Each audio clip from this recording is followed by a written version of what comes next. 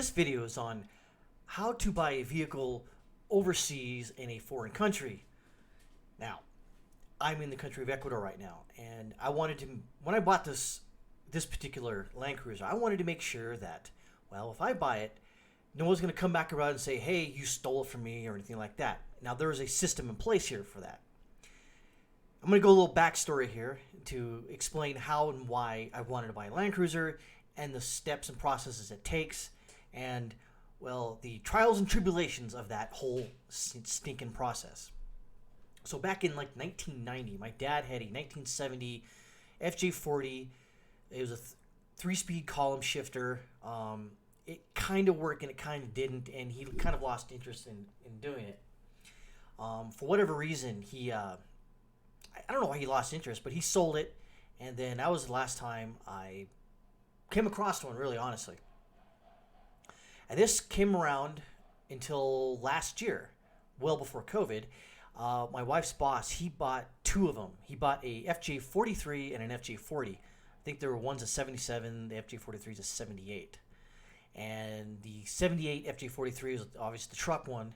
It was in bad shape. Now it's in mint condition, essentially. It was all completely rebuilt. The people here, they actually constructed the truck bed and bent the metal, did all their stuff, and more power to him. When he left here, he had his red one, his 77 4-speed, shipped back to the States. And so his FJ43 is still here. I think it's being shipped out here shortly. He bought it from a guy down well south in Ecuador, down on the border of Peru. And the guy was restoring them. So the one we were going to buy initially was a blue 1978 FJ40. It was going to be completely restored. And then he was taking a little longer, and that's just fine. We were going to leave here in, I think, September. Before, this is all pre-COVID, basically pre-COVID plans. And COVID happened. And he had another month, and then it was going to be completed, and then we were going to go down there, do the paperwork, go to the notary. That's a whole different process I'll explain later. And then he sold it out from under us. We were going to pay $14,500 for a fully restored FJ40 1978 4-speed. Then he sold out from under us. I was kind of mad. Wife was kind of mad, obviously, 'cause she wanted it too. So we're like, okay, great. So during COVID times, kind of like living the time of cholera here, we found another one on, I think, Facebook Marketplace, whatever, down here. It was a 79 green FJ40. So when we went down to go see it, it was kind of like about an hour away from us. So we went down to see it. It was in pretty rough shape, but it worked. The guy drives it every day. I'm like, hey, cool, awesome. This is, and it was for a reasonable price. I think he wanted $8,000 for it. So I test drove it. Of course, it drove like a bag of bolts. Just creaking everywhere. I'm like, okay, we're gonna restore this before we leave. Blah blah blah. The issue was that he didn't have the car registered for about 4 to 5 years, and there was $4,000 worth of fees and fines and charges on that car in and of itself. And then how we found out about that was, well, we were told that, of course, when you buy a car overseas or down here in this country, you have to go through a process. You need to make sure that there's not fees and charges on that car, or you're going to have to pay for it. Because if you buy it from somebody, that automatically gets transferred to you if you don't know about it. Well, that's exactly what happened. Once we found out about that, we're like, hell no, I'm not going to buy they basically, think about this. $8,000 for the car, $4,000 for the fees, that's $12,000. And then another $4,000 to $5,000 for restoration down here. So you're already into it for $17,000, $18,000 almost. No. So we said no on that. So we saw this 1975 FJ40 3-speed. Didn't want a 3-speed, but I'm like, well, once we looked at it, we're like, damn, this thing is pretty clean. And when I say clean, it was clean. No rust anywhere. None. And So it's sat in this car dealership for about a year and a half. I was like, okay, great.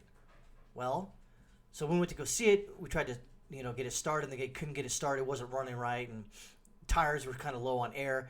So I came back 2 days later, test drove it. It ran fine down hills, but going up hills, it would not go uphill. And so I told the guy, okay, well, not a problem. So initially, they wanted $17,000 for this 1975 FJ40. Now, my wife's boss was initially going to buy it for that amount of price because it was in such good shape. But then the paperwork on it was messed up because the guy didn't have the title for it, because the dealership was running like as a third party trying to sell it, and he didn't end up buying it. And a year later, it was still there. So we went there and checked it out, and okay. We asked, "Is the paperwork fine?" "Oh yes, paperwork's good." "Okay, great." So told the guy, I said, "Hey, I'll basically give you a price what I would like to pay for it." Now, initially it was 17, then it was back down to like 14. So about a day later, actually no, it was that night, I text messaged him and I said, "I'll buy it for 11,000." And so the guy basically stated that I need to ask the guy, the owner of it, and see if he says it. So later that night, he texts back, because yes, $11,000 is a good price. We'll take it. Great. So, but then we didn't have $11,000 cash. We weren't going to do a money transfer. We should have done it, honestly, but we didn't do it.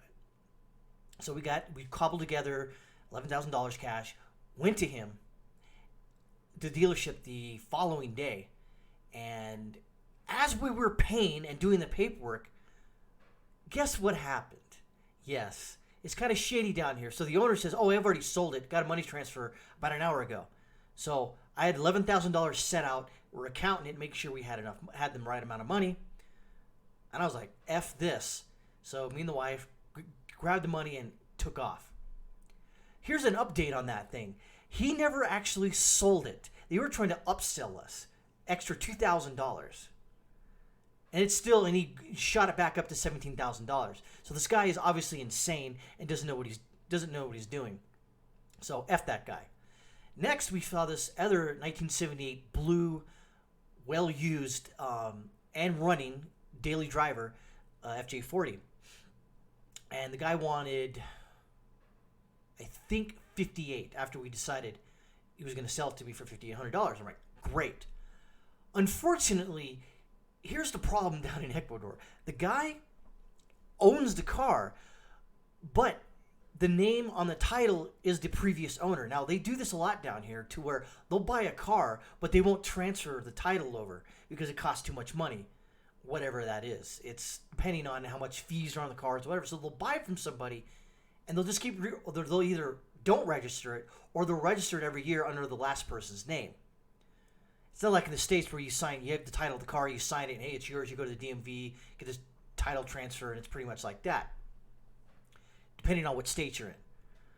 So we were going to buy that one, but the guy goes, "Well, the lady has COVID now, and she can't go to the notary. We can't do the transfer." All right, great. So we kind of sat around, and we started looking at other Land Cruisers around here. I saw one red one, another 78. The wiring on it was just god awful, and I said, "Nope."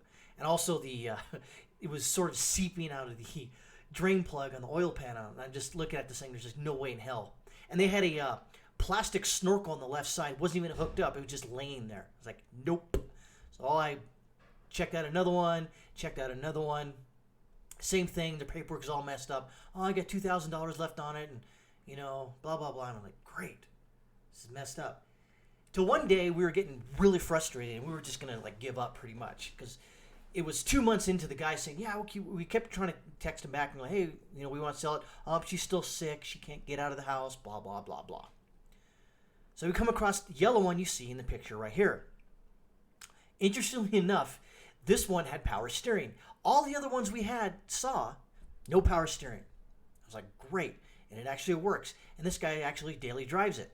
Now, after getting to know this Land Cruiser a little more, they did a wacky, lift on it, like a redneck lift on it, and the steering link, which is all wacky, and did a lot of weird stuff on it. The cab floor is all rusted out, but It was a daily driver, original engine, the 2F. It was originally blue, I think, but they painted it yellow.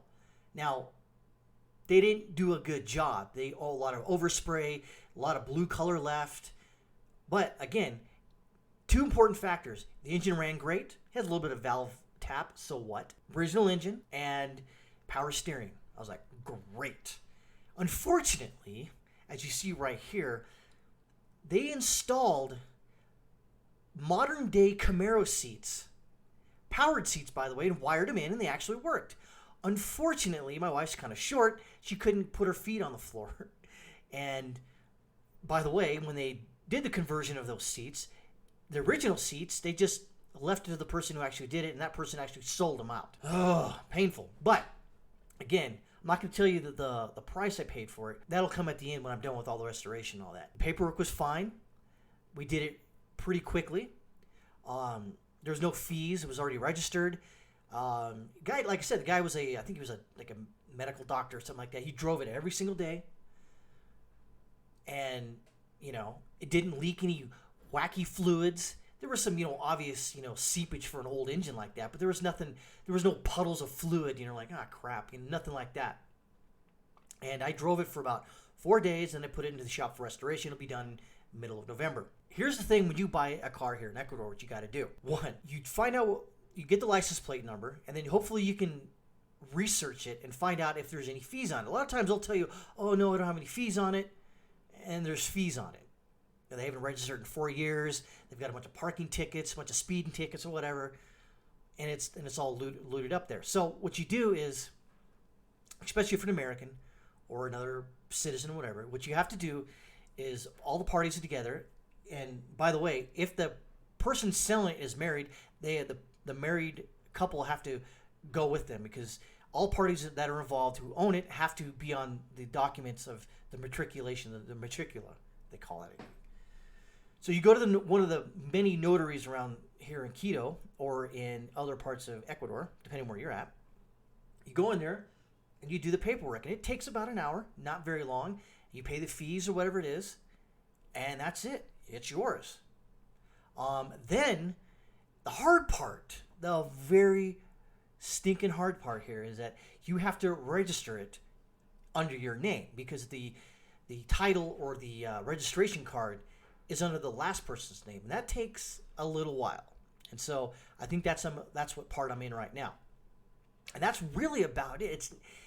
It's hard, but it's not hard to try to buy like I say a Toyota Land Cruiser or a Defender down here. It's not hard. It's just the time and the process of doing it is just a complete pain in the butt. But once you do it, hey, you got one. You got a Land Cruiser for essentially half the price that you would pay for it in the States. Even after you restore it, if you wanted to, you could take it back to the States and flip it and still get $5,000 to $6,000 profit. By the way, I'm not selling my Land Cruiser. I will be buried in that sucker. That's why I'm going through this long, arduous process of making sure that I get it restored as much as I can down here, and as a running vehicle. And I plan to drive it pretty much every day. So that's my story for the first Toyota Land Cruiser that I have. Now, we did recently buy a second one, and to go through the long, arduous process of the paperwork, and that story will come at another day.